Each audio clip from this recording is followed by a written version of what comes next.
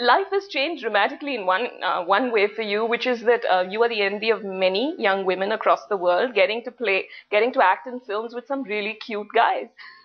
Like James Franco. Well, yes, I know. James Franco. And James Franco. And James Franco. There was actually a very cute guy before that as well, Henry Cavill. For some reason, people don't mention his name, but I'll tell you that he was a hunk.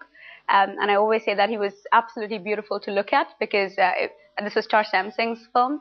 And what was amazing in that film was, for once, men were objectified and it wasn't the women.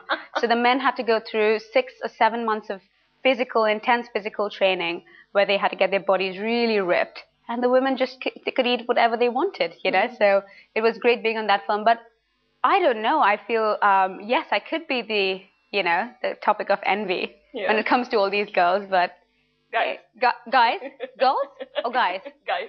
Okay. Well, the women are envying you primarily for the men, I think. No, that's what I thought you were talking about. And may I say again, Antonio Banderas and Antonio Banderas and Antonio Banderas. You know what? He is someone I actually really admire. Yeah. I really admire Antonio Banderas, and I feel it'll be great working with him. He plays my father actually in the next film, so it'll be great working with him. Yeah, don't you wish you were born 20 years ago?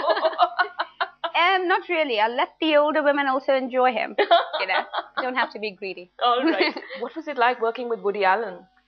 Again, I think every director that I've worked with so far have all been different.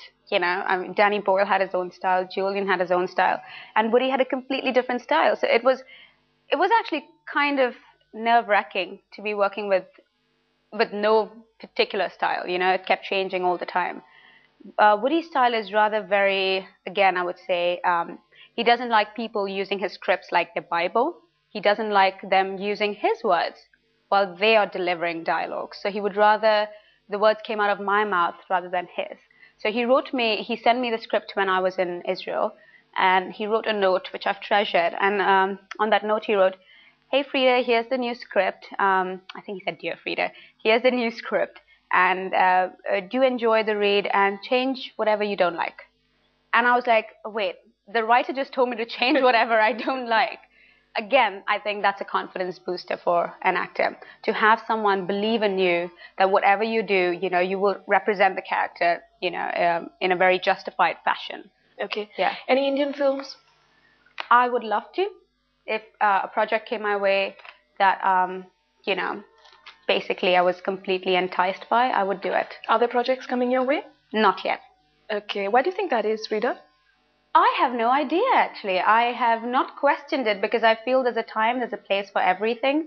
And since I feel that I do have the inclination to do it, that's all that matters. You know, I feel it's the same thing with what happened with Slumdog Millionaire. I always had the inclination to do something where I really felt that I was investing my emotions and my energy rightly, and it happened. So I guess the inclination is very important. Okay. I did read a couple of your international interviews where you had mentioned that, of course, the fact that you're dark-skinned might be a problem for you in the Indian film industry. Do you I think that's again not I've been against you? misquoted there. I never said a problem, but I think there's a problem with skin color in India, but I don't think it is Bollywood or in the Indian film industry.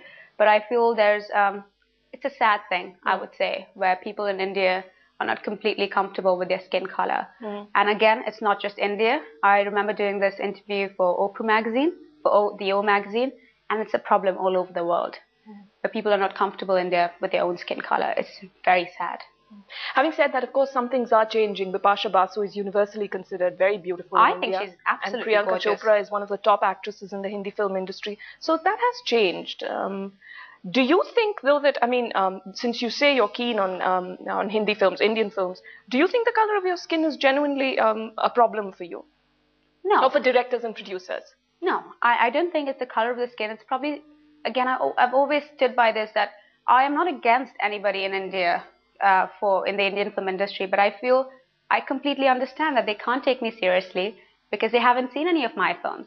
And that's fair enough, you know. I mean, you want to give someone a chance when you've seen their work and then you believe in what they do. And I guess, like I said earlier, I have the inclination, I have the patience, and I have the confidence that it will happen. Okay. It'll take its own time. And also, I'm going to be, again, very honest with you. The kind of cinema that I would love indulging in would be the very Anurag Kashyap kind of films. You know, it's what we call in India parallel cinema. I like doing things that are real, you know, and I completely get entertained and enthralled by big blockbuster commercial films in India as well. But I can't see myself doing the same thing. So I guess rather than, you know, kind of chastise me for not wanting to do it, I guess it would be better if I was, you know, accepted for making a stand.